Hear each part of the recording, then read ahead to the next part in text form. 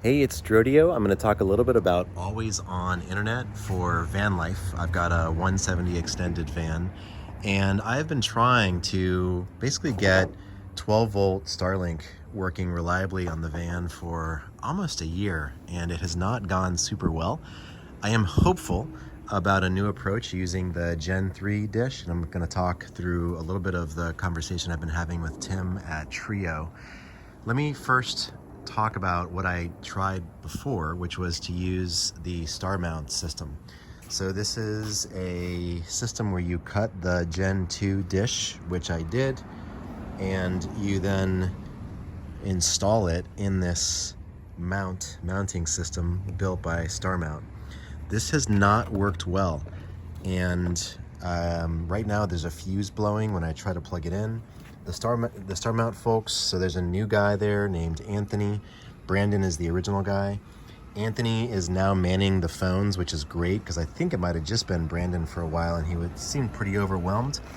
So I had a good call with Anthony. He thinks that this up voltage converter has blown. It sounds like that happens, I don't know how frequently, but sometimes. And so that's probably what's causing this fuse to blow. So I am going to try to fix this so that I can sell it.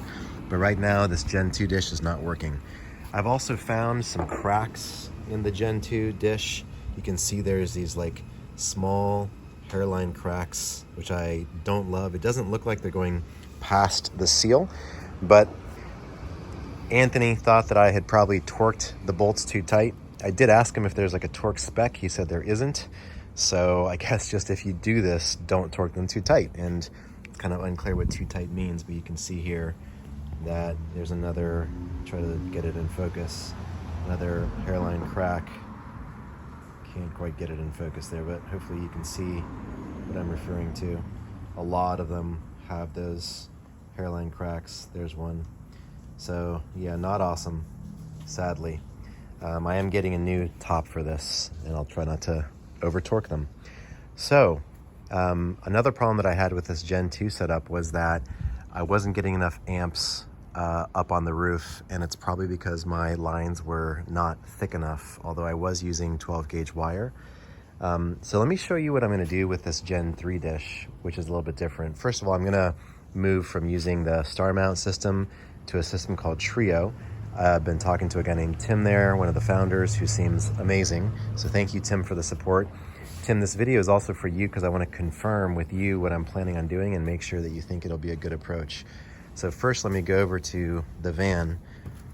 And the way that I have this set up is I've got a fuse block here with a relay, and that relay is based on a switch that's up here. So when I turn this on, the relay turns on, and you can see the gauge of wire that I'm using. That I think is actually probably 10 gauge wire. So it's, you know, better than 12. And I'm sending that up the pillar here, out the roof, and up through the back of the van. So it's about a 20-foot run, and it goes back here.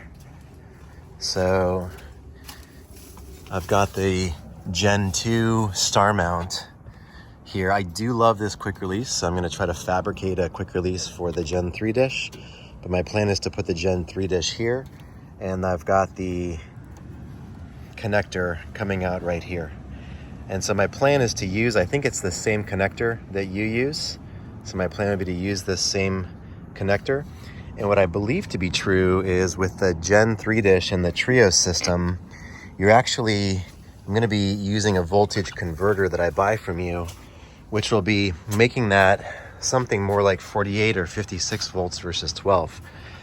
So I'm hoping the thinner wires won't be an issue, but that I can put the voltage converter box, you know, let's say here, and then still use this relay, still run the same wires, but effectively I'll be getting power from the relay to the voltage converter box that I buy from you. Then the wires that are going up here and out will be 48 or 56 volts versus 12.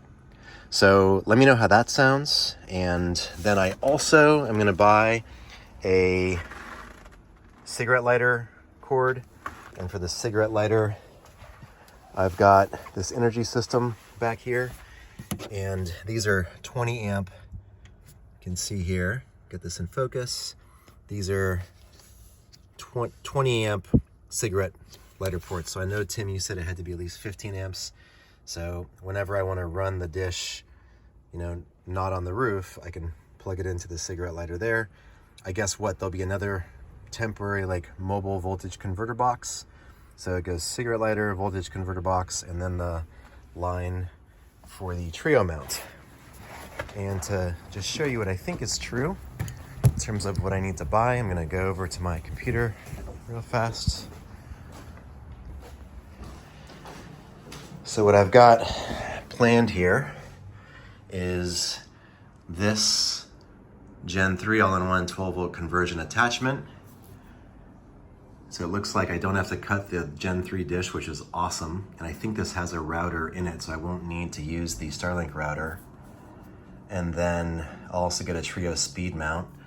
But what I've got here is 40 feet of cable. I was gonna actually use this cable with the cigarette plug as the additional one.